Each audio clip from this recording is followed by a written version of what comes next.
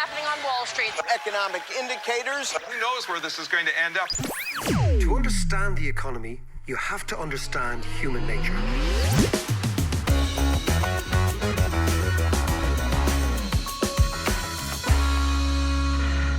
How you doing? It's David here. Welcome to the David McWilliams podcast, the podcast that every week tries to make economics a little bit less jargony, a wee bit more comprehensible, and hopefully more relevant to all of our lives. Now, this week, I want to talk about the fragility of democracy against a background of Britain, the so-called home of the mother of parliaments, suspending its parliament because its prime minister doesn't like what the parliament might do. This is serious, serious stuff. I also want to go a little bit deeper into Brexit and look at the economics of winner takes all, the economics of inequality, and why this drove Brexit and continues to give legitimacy to what is a nationalist movement in a country that, frankly, 4 or 5 years ago, you would have thought this had never happened. So that's it this week. The fragility of democracy. Why is it happening, and where is it going to lead us? Before we begin, I want to just mention that this episode is brought to you thanks to our Patreon supporters.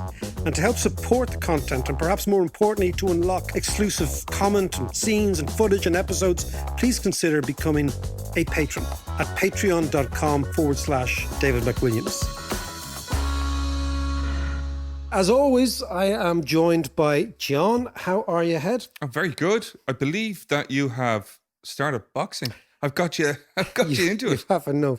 Yeah, I was away, as you know, all summer. And there was a lot of red wine drunk, a lot of weight put on.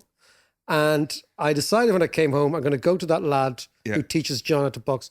I can hardly walk. Yeah, Neil Bowman, he's the man. I'm telling you, he'll sort you out. He'll sort that bag out for you. I'm telling you, the Ned is shuddering as it looks at Neil. The last 2 mornings now I've come in, there are bits of my body I didn't know I owned that are aching, right? And it has been a very humbling experience. I would say so. I found that when I started as well. I'm aching. But apparently it's all going to be lean and fit, and you know what's going to happen, of course. Going to do all this, it's going to be fine, and then come the crimbo, going to go back on. You let yourself go, but you'd be ready for McGregor at some stage. I will. 2 rounds. Only 2 rounds in the octagon. Anyway, so that's me. I've been boxing and acting the maggot, and but thinking about what's going on in England. Okay, well, let's start with this then. Just to get back to Parliament, I'm afraid that the more our friends and partners think at the back of their minds that Brexit could be stopped, that the UK could be kept in by Parliament, the less likely they are to give us the deal that we need. Trying to shut down Parliament in order to force through a no-deal Brexit that everybody knows will do real and lasting damage to people the length and breadth of the UK is not democracy, it's dictatorship. I mean, Boris Johnson, let's not forget, is not elected by anybody other than the Conservative Party. My job is to stand up for the rights of the House of Commons. I'm Portuguese.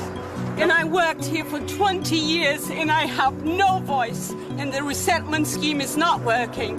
I built things for you. I looked after your children. I looked after the elderly in this country. Now you kick me out with what? With what? So who would have thought it? What the hell is going on? It kind of looks a little bit like fascism. Well, or is that a bit strong? Well, it's interesting, John. The most important thing is to appreciate how weird this is, how out of all normal behavior this is, and how, if you want to talk about fascism, how good countries can go bad very quickly. Now, I've been watching the UK very dispassionately. You know, I've got relations in the north who voted for Brexit. You know, I have lots of friends in England. Both you and I spent a long time there. And up until the last few days, I've thought that this was weird, it was unusual, but it was within the boundaries of normal politics. Now let's look at Britain has an unwritten constitution. It doesn't have a constitution because it talks about always the sovereignty of Parliament. So the Brits talk this thing, the mother of all parliaments. Yeah. Even though the Icelandic parliament predates it by a few hundred years. But there you go. In fact, the Isle of Man parliament predates Westminster. Yes, it does. These are unusual, ridiculous facts that are in the back of my head, right? But anyway, but the mother of all parliaments, it's a parliamentary democracy. So the essential nature is that Britain will be run by a parliamentary democracy based on the House of Commons, and ultimately elections, parliamentary elections, are the most important thing. Yeah. Brexit throws this into total confusion by imposing a referendum. So suddenly you go from a parliamentary democracy where Parliament is sovereign, but it also has the checks and balances and the backroom deals and it's representative, to a populist democracy based on referendum. Yeah. And the problem with referendums is, yes, at a certain point, they take a snapshot of public opinion. And given what the public is fed at the time, even if the information is biased, it is a snapshot. But it's not a continuum. And the great thing about Parliament is it's a continuum. It's over 4 or 5 years. There's various different parties, right? Now, to go back to fascism, it's no surprise that referendums were used by people like Hitler. The first referendum Hitler had was on the Saarland, which is to retake the Saarland after the First World War, okay, which went to the French. This is 1931. This is 1933 when he gets in. The second referendum, of course, is the Anschluss of Austria. And all the while, this guy is using referenda as his political cover to do appalling things, because he's talking about the will of the people. Yeah. Once you hear politicians talking the will of the people, it's actually time to worry. Because yes, it sounds absolutely right.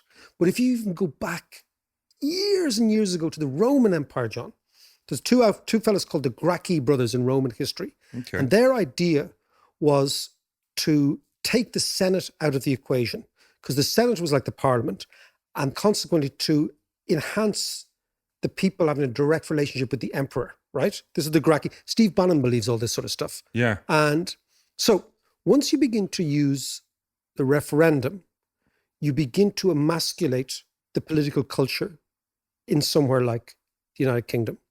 The second thing to worry about is, if you look at what's happened in the UK, you know, first of all, judges were called the enemy of the people. Secondly, the media is incredibly partisan and lies openly all the time. Yeah. Thirdly, now they've suspended the parliament.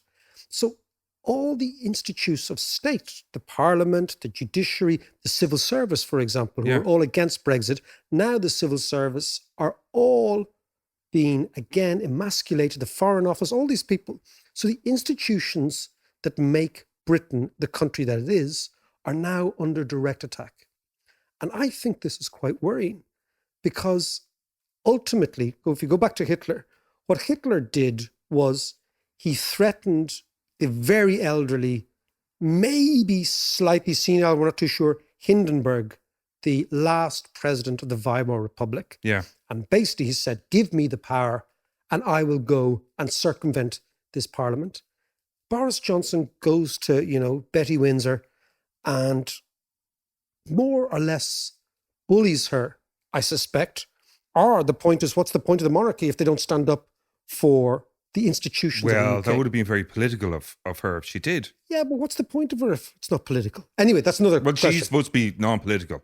Yeah, but equally. So anyway, what you have now is a country that used to be defined by common sense, middle of the road, consensus, mother of parliaments, becoming a country that looks, from the outside at least, to be going down a deeply, deeply anti-democratic way, bullying everybody by this snapshot of public opinion called the Brexit referendum. And I'm always interested in, when looking at history, saying, when people say, why didn't you see that coming? You know, everybody says, how did we not see that coming? And our discussion that we're sharing this week is with H.A. Temelkaran, who wrote a beautiful book called 7 Ways to Lose Your Country. That was a great discussion you had with her. Well, it's really interesting, John, because she was talking about Turkey. And basically, Western Europeans, Northwestern Europeans of our generation, kind of console ourselves by the idea that, it couldn't happen here. Yeah. That happens in Turkey. That happens in these sort of countries. Everywhere else but here. Yeah. Now it's happening in the UK. And of course, the leader of the Scottish Tories has resigned because she knows that this means Scottish independence. Yeah. This is a red rag. And what is happening is the United Kingdom has been hijacked by an unelected tiny minority, this ERG extreme, what I call Brexit jihadis, right? If you can imagine, they're like extreme Brexiteers. Yeah. They're like jihadis. And they have decided that Johnson, he has to deliver Brexit come what may. Once he delivers Brexit, whether it's a no deal or a deal, he will then go to the people. He believes he'll be able to win the election and get 5 years in power, which is exactly what he wants. They seem to be obsessed by turning the United Kingdom into some low-tax kind of cowboy capitalist country. Yeah. Very obvious to me is that begins the process where Scotland goes, because the Scots are, if you look at the SNP, very left-wing, very socialist, totally at odds with this free buccaneering capitalism. They use this, the Brexiteers use the word buccaneering, but they forget that the buccaneers were pirates. Yeah. It's not a good thing, So But the referendum results just to remind ourselves, the referendum results in Scotland was 64% hugely pro-European. Yeah. Hugely pro-European. I think in Edinburgh it was almost 90%. Was it? So what you see is, interestingly, if Hitler used referenda to unify, solidify and expand Germany, Boris Johnson is using the referenda to diminish, divide and break up the UK. It's kind of ironic, but there is where we're at. That's incredible. And I wonder, do the kind of general population at this stage, they're so weary of Brexit, are they kind of going, well, thank God something's happening. There's some movement. And perhaps the full realization hasn't hit home and probably won't for a while of the implications of this. The interesting thing about Brexit is the incessant propaganda from the pro-Brexit press, from the Sun to the Mail to the Express to the Telegraph. So that's across all classes. Sun being a working class paper, Express being an old, what I would call golf club revolutionary paper, basically old Brexiteers. Yeah. Daily Mail, middle of the road, and of course the Tory Telegraph, upper class paper, upper middle class paper. So across the entire gamut of what English people are reading every day is this reinforcing propaganda that basically says Europe is the enemy, the establishment is the enemy, the elite is the enemy, and once we get rid of these, we will be on this unstoppable course of make Britain great again. Yeah, so it's almost like a Fox News. Well, it is, and we shouldn't underestimate the role of the incessant propaganda which is driving. So the common man we were talking about probably thinks, I'm sick of this. I want to come out, which is apparently the new word they're using. And let's just get it done. Word. Let's just get it done. Let's get it over with and blah, blah, blah. So they're kind of bamboozled by the whole thing. But that's why Parliament is important, John, because it's Parliament that doesn't want the no deal. And it's Parliament that represents, and the British people are right to say, look, we have a system of democracy, which I would call spectator democracy. It's not real democracy. Like the Swiss have a system of democracy called direct democracy, where they basically vote on almost everything. It's heavily localized. Yeah. The Brits have what we have, which is spectator democracy, which is that every 4 years you give either the thumbs up. Remember in the Roman, the Forum, the emperor would give the thumbs up or the thumbs down, right? So every 4 years we give the thumbs up or the thumbs down to a party, and then we say, now you get on with the job of running the place. Yeah. That's what the parliamentary democracy is all about. So the British people have said, look, we have now voted in the election. We've voted in the referendum. We have given you the job of governing the place. What Johnson has done is he's taken the Parliament out of the equation and said, my legitimacy is derived from the popular vote. And that is the politics of deep populism. So tell me this, how did this happen and why now? Right. Well, I think that's the really interesting question, because I think most people have forgotten why this has happened. What is the economics of Brexit? What is the economics of populism? And why is this not going away? That's the interesting thing. This is not just a unique UK movement. We see this in France. We see it in Italy. We see it in America, of course, with Trump. Yeah, Brazil. We see it in Brazil. We see it in Turkey. We see it in all these countries where a strong individual has emerged, wrapped in the flag, suggesting the enemy is somebody on the outside. And I think we've got to go to economics, as always, and look at what I would call winner takes all markets. It's basically the economics of inequality. Okay. That inequality has, with the exception of Ireland, which is, again, I keep saying Ireland is an outlier. And in all these areas, we really are.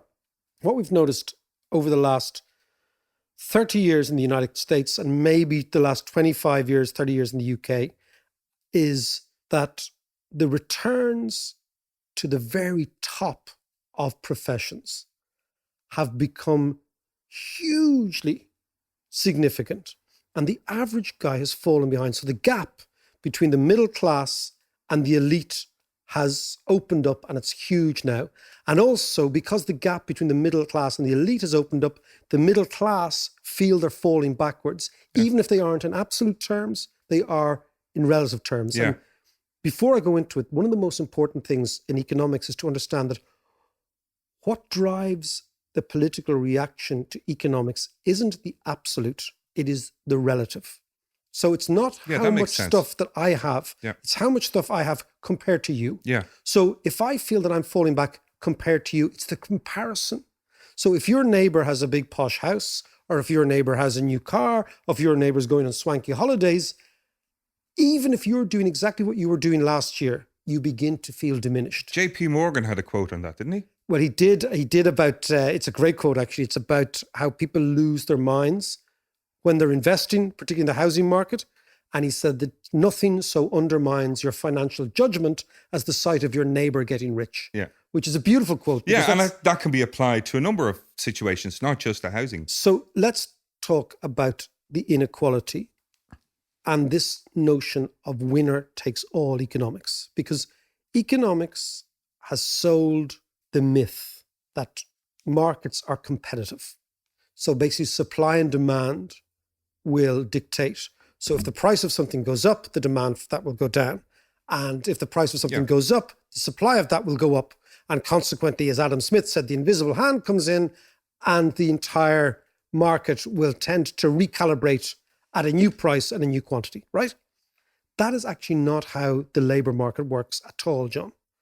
What you see is you look at, for example, the market for chief executives. Chief executives in Ireland, last week, it was announced that they earn about 41 times the average wage of the average employee in their companies. In the United States, it's hundreds of times. Right, okay? Yeah. So what you're seeing is the people at the top are pulling away from the people in the middle in a huge, huge way. And this we used to see, John, in sports and entertainment. So, for example, Leonardo DiCaprio gets paid gazillion times more than somebody else because he brings in the bacon. Yeah. Roy Keane got paid loads. Ronaldo got paid loads. Messi gets paid loads. And the idea in sport and in entertainment, we have learned to accept the winner takes all.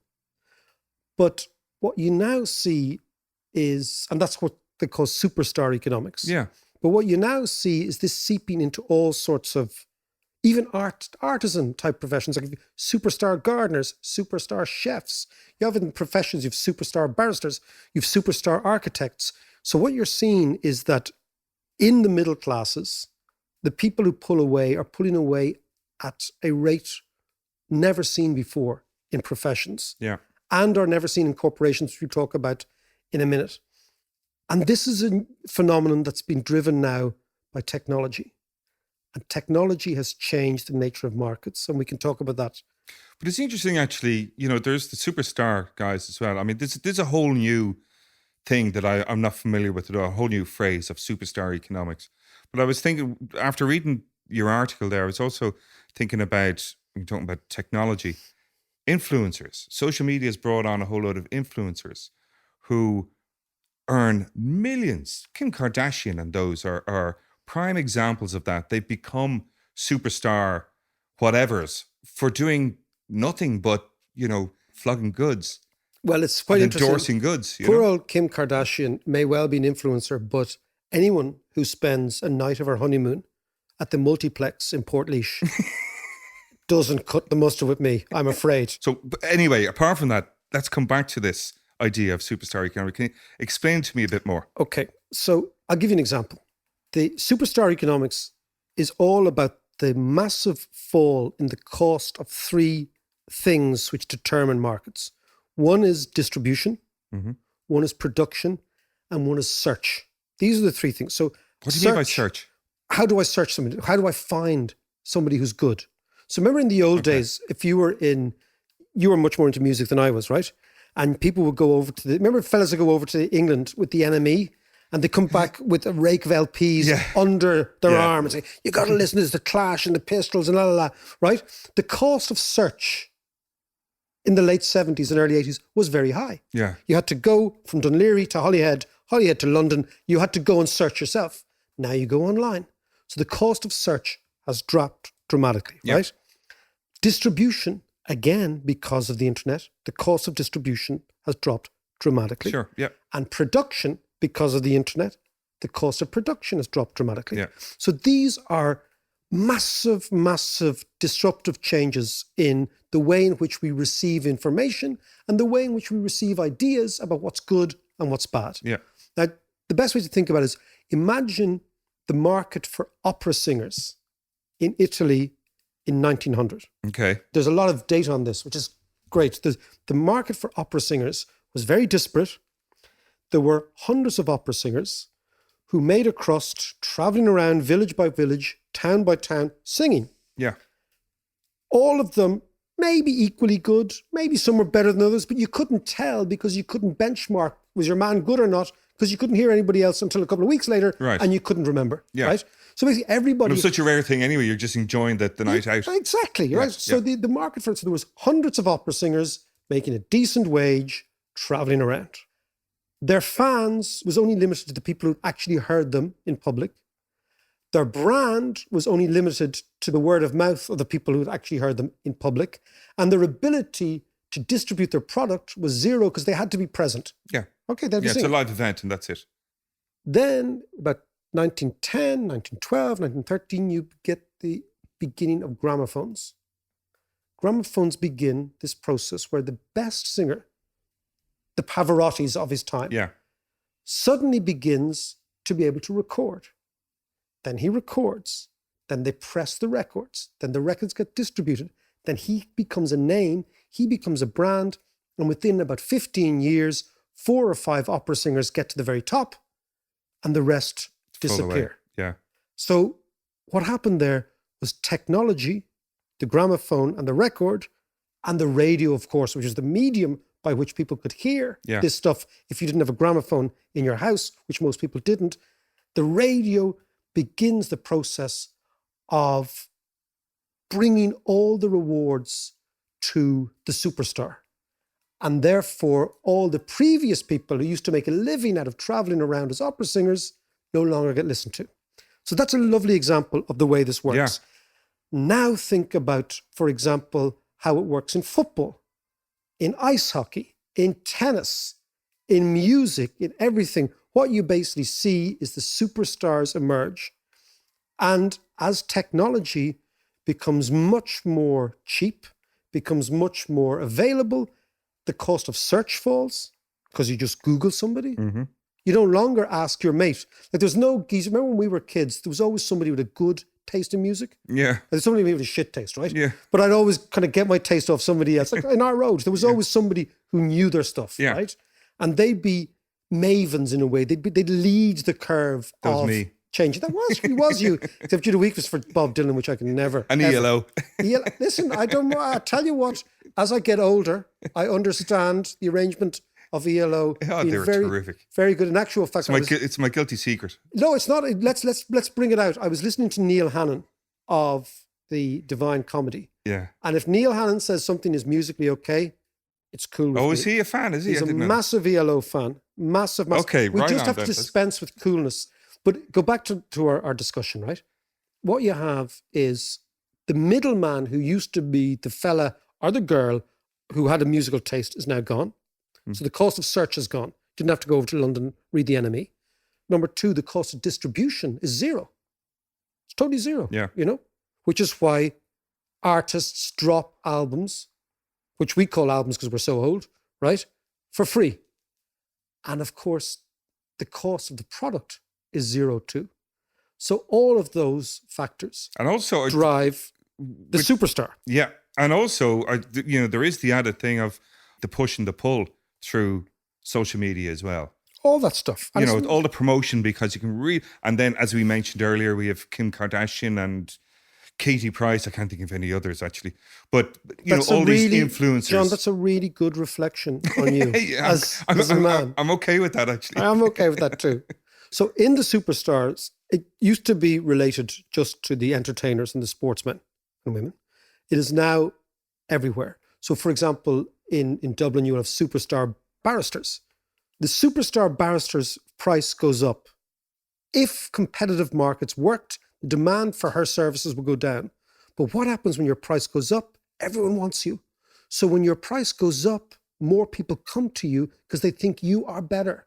So consequently, more and more business goes to the person who has more and more business. So there's it's a not constant- necessarily based on talent. No, so it's a combination of talent. You do have to have the talent, and perception and branding and distribution and marketing. So what you're seeing then is a tiny minority in every walk of life are beginning to pull away from the average. And this is creating massive inequalities and perceptions of inequality. Even if you look at, for example, corporations, John, you also get superstar companies, and superstar companies pay their employees significant multiples of other companies. So, for example, McKinsey came out with a report last year, 10% of the world's listed firms generate 80% of all the profits. Wow. And firms with at least 1 billion in revenue now account for 60% of total global revenue and 65% of market cap.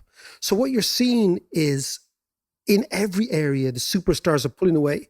Take, for example, Apple has 20% share of the smartphone market only, but captures 92% of the industry's operating profit because it owns all the apps. Yeah. It's figured out the game.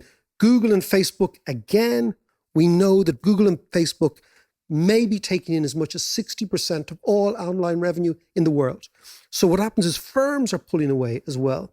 And then employees in these firms are pulling away. Yeah. And in fact, a recent study in the States suggested that a significant amount of the inequality in wages in the United States amongst the middle class is the difference between whether you work for a superstar firm or you work for an average firm. And this is driving inequality. And then the question is, what happens to the average salary man or salary woman who for many, many years was doing fine? What's the future for them? And the future for them is if you're not in the superstar league, you fall behind. So with the gramophone and the record and the radio, the technology of its day, we're back to this whole idea of disruptive technology. Yeah, which we spoke about a couple of weeks With ago. Trumpeter. Yeah. And I mean, this is precisely what is happening right now. But interestingly, Schumpeter and economics kind of self-satisfactory approach say, well, this is happening to the economy and things get disruptive and bad companies go out of business and new companies flourish. And this is what he called the relentless scale of disruptive technology and the relentless scale, John, of creative destruction. And that's fine if all it applies to is products. Yeah. Disruptive technology, when it's to do with products, is no big deal. In actual fact, it's a really good thing. So a better product comes along. But what happens when you disrupt a political system? What happens when technology aids and abets forces in our societies which are very dangerous? which are destabilizing, but which actually aim to destabilize. Because what strikes me about the Brexiteers now is that they want to destroy in order to rebuild. This is their great mantra. And this is kind of terrifying, because when you destroy, you cause damage, serious, serious damage. And if you look at Trump is a disruptive technology. Boris Johnson, these are disruptors. This is what they're doing. And they're dramatically changing the society. So, like in all things in economics, you skip from manageable economics to unmanageable social and political ramifications, which lead to bizarre sort of outcomes. But this isn't the first time this has happened. You know, we could go back to the French Revolution, which was a populist revolution, and the Russian Revolution. It was the outsiders rising up against the insiders. Both examples are terrifying because they both led, in both cases, to the Great Terror. Yeah. So you have Robespierre, incredibly brilliant, articulate tactician, is the hero of the people. Danton being the hero of the people as well. Robespierre cuts Danton's head off, begins to become the finger pointer in chief, which is always really scary. And he denounces everybody. And the French unleashed this vicious civil war upon themselves, ending up, Robespierre ends up guillotined himself. And who emerges out of this? Napoleon Bonaparte becomes the great leader of revolutionary France. You look at Soviet Union. The main leader of the revolution is Lenin, but his sidekick isn't Stalin, it's Trotsky, a vicious, vicious military psychopath. Not half as vicious as the little fella from Georgia, Stalin. Yeah. And then what you do is you see exactly the same thing. The comrades in arms all fight against each other. Trotsky, we know, gets killed in Mexico in the 1940s, but you have a great purge and a great terror, which follows the utopian idea of revolution.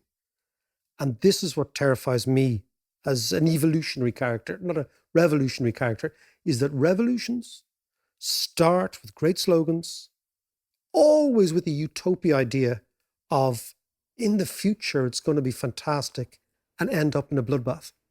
But perhaps they're unavoidable. I hope they are. Well, I think revolutions can be avoided. And I think they should be avoided because people like me would be the first up against the wall.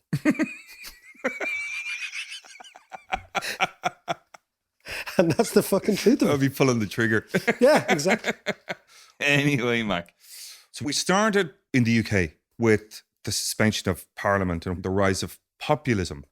And you're saying that one of the core reasons for the rise of this is superstar economics. So, you know, what's the impact of that and where are we going from here? Very much so in the West.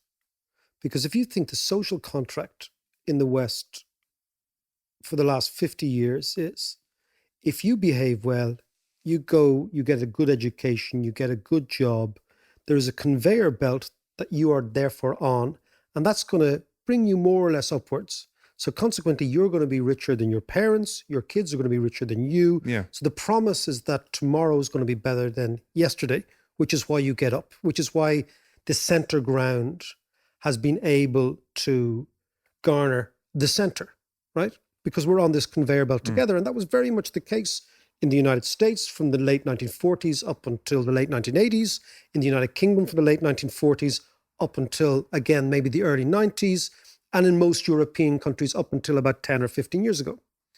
What superstar economics has done, it's contributed, it's not the only one, but it's a contributing factor to the idea that the conveyor belt has stopped for the average dude. Yeah. And right beside them, in their midst, is somebody on a much faster conveyor belt, the superstar. Now, what happens, therefore, is that this breaks down politics, because in the old days, we had left and right, or urban and rural, and maybe male and female, or, you know, conservative and liberal, all those big set-piece battles that dominated political discourse 10, 15, 20 years ago, can't really deal with what is going on now. Because what has happened is, if you're on the conveyor belt that has stopped, right, you're very much an outsider. And the insiders are people who are on the conveyor belt that's continuing to go reasonably or very, very quickly. So politics, I believe, has split now, not between left and right, etc., but between insiders and outsiders. Yeah. And the insiders can be on the left, the old left and the right. So, for example, if you take people who are very, very well got in the political system, hugely well remunerated trade union members or members of big public sectors, they can kind of speak the language of the left, but they know that ultimately when they sit down with the government, they'll be able to carve out a few quid for themselves. So they're kind of insiders on the left. Yeah. And then, of course, you've got insiders on the right who will be, for example, bankers looking for a bailout or something, right? But all of them have one thing, John, which is they have access to power. So insiders always have a channel to the powerful. Yeah.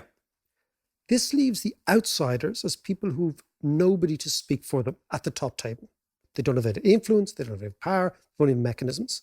And therefore they don't have a stake in society because they're on the conveyor belt that's going backwards. Yeah. But they might not have a stake, but they have a vote. Yeah. This is the key. So once they have a vote, once they feel their stake in society is diminished, they then vote for the person or the policies that seems like it's going to give them a safety blanket. And they vote for people who push the buttons. Yeah. So Johnson, despite being an Etonian, an incredibly posh person, can push the buttons with workers in Sunderland or fishermen in Yarborough or wherever they're from, saying, I'm on your side, because they're outsiders.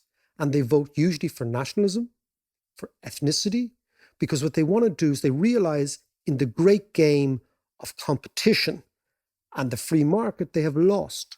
So understandably, what they want to do is they want to change the rules of the game to ethnicity or national or white or some ethnic nationalistic idea of tribe.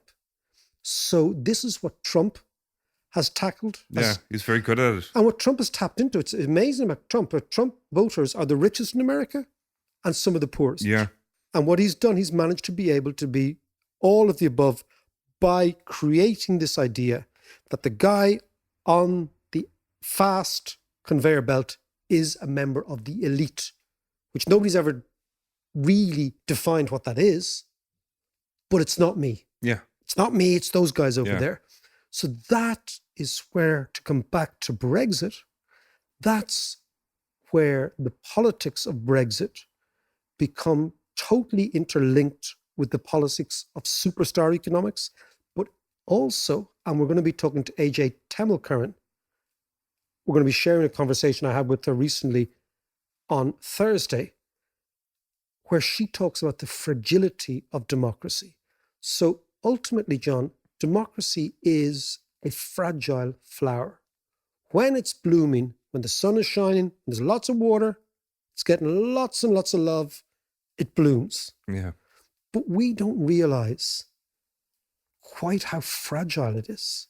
And we don't realize quite, once you change the circumstances, you change the dynamic, you change the social contract, you change people's expectation of what society should deliver for them and their kids, that flower can wither in front of our very eyes.